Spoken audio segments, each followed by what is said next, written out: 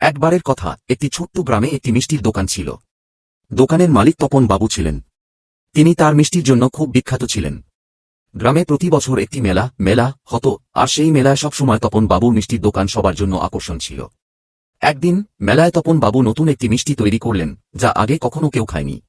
সেটা ছিল রংবেরঙের লাড্ডু। লাড্ডুগুলো ছিল নানা রঙের আর তাদের স্বাদও অদ্ভুত। মেলায় আসা সবাই সেই লাড্ডু খেতে হুড়োহুড়ি শুরু করল। কিন্তু বড় বিপত্তি ঘটল। লাড্ডু খাওয়ার পর সবাই অদ্ভুতভাবে হাসা শুরু করল। তারা হাসতে হাসতে বলল, আমরা আজ এলাহি মজা পেয়েছি। তপন বাবু কিছু বুঝে না এসে হাসতে হাসতে বললেন, এটা কি তবে ভালো নাকি খারাপ?